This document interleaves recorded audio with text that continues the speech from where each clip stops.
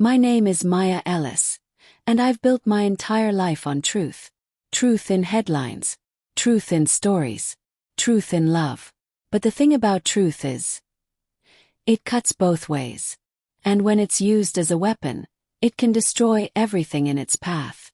I was a journalist, the kind that made people nervous when I entered a room. My articles had exposed politicians, CEOs, and influencers. I didn't care how powerful they were. If I found dirt, I published it. That's why when I met Ethan Blake, a rising PR executive, I thought we were opposites who somehow fit together. He was smooth, charming, and dangerously intelligent, the kind of man who could talk a snake out of its venom. We met at a press conference for a corporate corruption case. I was reporting and he was doing damage control for the company. We argued publicly. Then we kissed privately. It was messy, electric, intoxicating. For 2 years I believed we were in love. Everything changed the night I got a tip about a massive financial laundering scheme involving a luxury brand Ethan represented. I didn't know then that the story would shatter my life. I worked on it secretly, cross-checking sources, encrypting my notes. Journalism had taught me paranoia. Never trust anyone, not even the person you sleep beside. But love makes you stupid. I told Ethan about it. Just a little, just enough to see his reaction. He looked calm. Come. Don't chase this one, Maya, he warned softly. You're playing with fire. There are people who won't let this story out. I laughed. That's what they all say before I publish. He smiled then, not lovingly but almost sadly. And now I know why. 2 weeks later, I woke up to my name trending on every social platform. Hashtag liar journalist Maya. Hashtag fake news queen. My inbox was filled with hate mail. My editor called screaming. Someone had leaked fake evidence that I'd been fabricating stories, forging documents, bribing sources. And the evidence looked real. Too real. My career was over overnight. I stared at the screen in disbelief. Every message, every file, every text that looked incriminating came from my own computer. Only one person had access to my encrypted files. Ethan. I confronted him that night. He didn't even deny it. Maya, he said, sipping whiskey like we were just having a casual conversation. You should have listened. You were going after people who don't lose. I saved your life. Saved me. I whispered. You destroyed me. He tilted his head. You were going to destroy me too. You were digging into my client's case. And that client is my ticket to everything I've worked for. I couldn't let you ruin that. It was like hearing a stranger speak with his voice. I walked out that night with nothing but my phone and a hard drive I'd hidden years ago. My old habit of keeping a backup no one knew existed. He thought he'd erased my truth. But he forgot, I'm a journalist. And we always keep receipts. For weeks, I disappeared from the world. I rented a small cabin outside the city, where the signal was weak and the nights were quiet. I spent every waking hour combing through that hard drive, piecing together old recordings, digging into Ethan's clients, and then into Ethan himself. What I found made my hands shake. Behind the polished PR image, Ethan was managing cover-ups for criminal figures, laundering money through fake charity events, paying off reporters, even silencing whistleblowers. And worst of all, one of those silenced people had gone missing. The journalist in me wanted justice, but the woman in me wanted revenge. So I built my plan, carefully, slowly, not just to expose him, but to make the world watch him burn in real time. I started with an anonymous website, The Expose, a place where insiders could leak corporate crimes. I uploaded the first file under a pseudonym. It detailed one of Ethan's shell companies, complete with bank transfers, offshore accounts, and names that would make headlines for weeks. Within 48 hours, the site went viral. News outlets picked it up. Police launched investigations. And as the chaos unfolded, Ethan went on TV, pretending to be outraged, claiming he too was a victim of anonymous hackers. I watched him speak with that same calm charm he used on me. And for a moment, I almost admired the performance. Almost.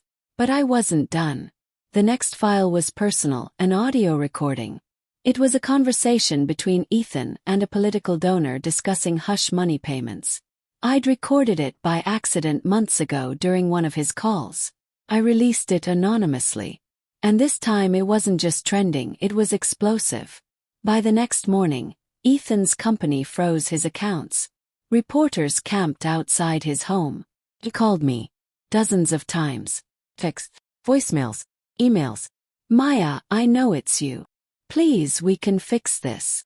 I did it for us. That word that used to make my heart flutter, now it made me sick. Then one night I received an encrypted email. No name, no signature. Just a message. You think you're the only one with secrets. Check folder 47. Attached was a zip file. I hesitated, then opened it. Inside were videos, private ones. Me, Ethan, my home. My laptop camera hacked. He'd been recording me for months. Not just to watch me, to control me. And in one of those videos, I saw something I wasn't supposed to. Ethan meeting with a man who looked terrified. And then 2 days later, that man vanished from the news forever. The missing whistleblower. I sat there, trembling, staring at the screen. My revenge had opened a door I couldn't close anymore. This wasn't just betrayal. This was murder. And if I didn't play this next move right, I'd be next. They say revenge is sweet, but mine was starting to taste like poison. Each upload I released tore Ethan's empire apart, but it also pulled me deeper into the shadows he'd built. And now, after seeing that video, the missing man, the fear in his eyes, the meeting with Ethan, I realized this wasn't just personal anymore. It was criminal. It was deadly. For days I barely slept. The cabin's wooden walls felt like they were closing in on me. Every creak outside made me jump. Every car that passed made my heart pound. I kept replaying that footage over and over, trying to catch a detail, a face, a location. Something that would prove what I already knew. Ethan wasn't just protecting criminals. He was one. The journalist in me wanted to publish it all immediately. But the survivor in me whispered, not yet. Because Ethan had connections. High up, powerful, dangerous ones. If I moved too fast, I'd disappear just like that whistleblower. So I went silent for a while. Let the storm calm. Let the world think the exposé was over.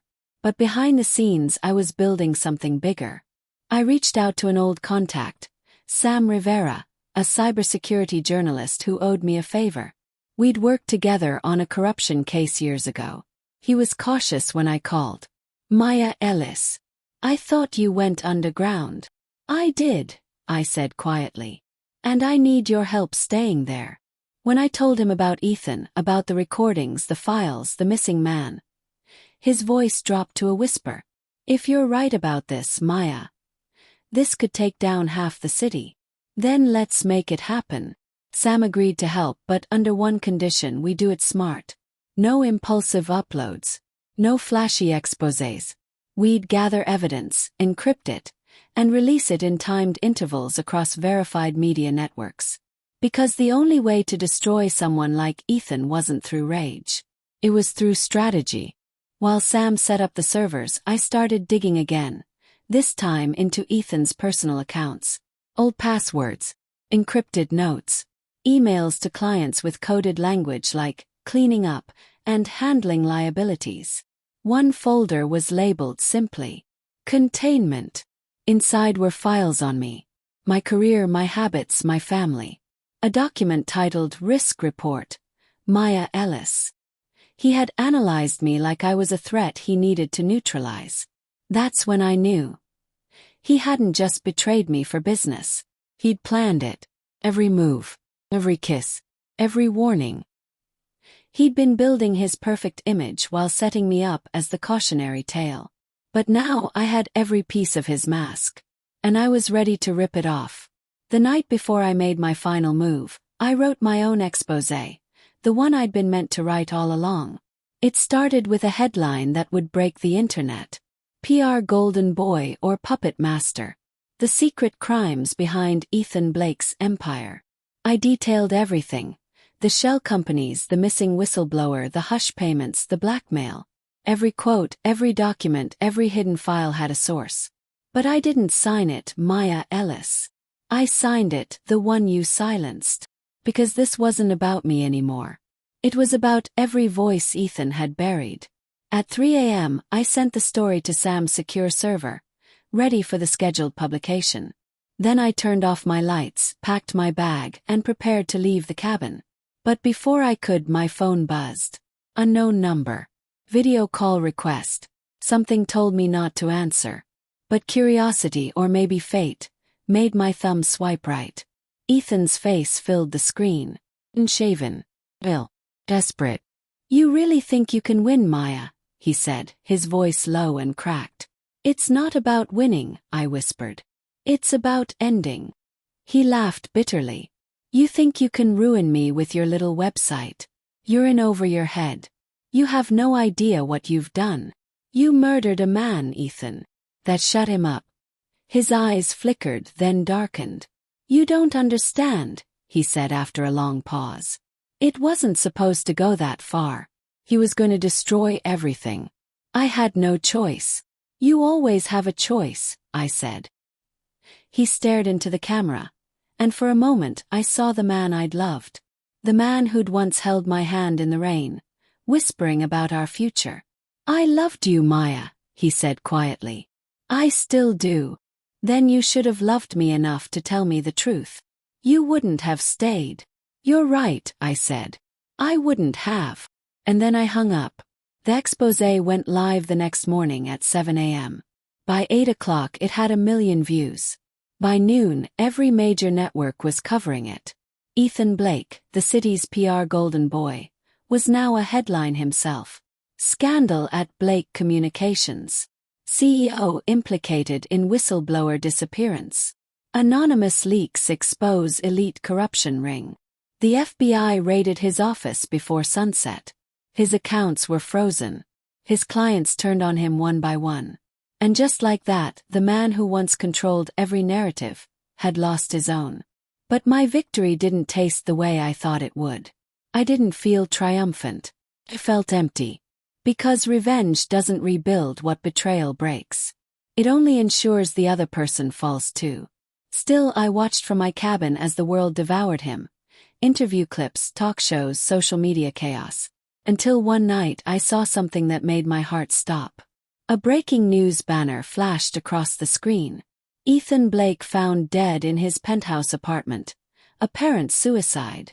I sat frozen, the glow of the TV flickering across my face. The reporter's voice blurred as my pulse roared in my ears. He was gone. Just like that. Part of me wanted to feel sorrow. Another part wanted to feel relief. But what I felt most was silence. A hollow quiet that filled the room, the kind that comes after the storm. 2 weeks later, I received a package with no return address. Inside was a small flash drive, labeled simply, "For the truth." I hesitated before plugging it in. On it was a single video, a recorded message. Ethan again, this time sober, calm and tired. "If you're watching this, Maya, then it's over," he began. "I know what you've done. And I don't blame you." He took a deep breath. "Everything I built was a lie. I just wanted control. But somewhere along the way, I started to believe I could fix things by burying them. You showed me I couldn't. Maybe you were right all along. The truth deserves to be seen, even if it kills us." He paused, eyes wet. "For what it's worth, I did love you. In the only broken way I knew how." The video ended with static. I sat there, staring at the black screen. No tears. No words. Just the faint hum of the computer fan. And the ghosts of everything we'd both lost. Weeks passed. The world moved on. The exposé became a symbol, an independent platform for whistleblowers, journalists, and survivors. I ran it anonymously, posting stories that no one else dared to touch. And every time I hit publish, I whispered the same words to myself. For the ones who were silenced. Sometimes late at night I still think about him. About the man who loved me and ruined me in the same breath. About how truth became both my weapon and my curse. But then I remind myself, I didn't just expose him. I exposed us. The lies. The trust. The illusion that love can survive deceit. Because in the end, the story wasn't just his downfall. It was my rebirth. Final line. The truth set me free. But first it set the world on fire.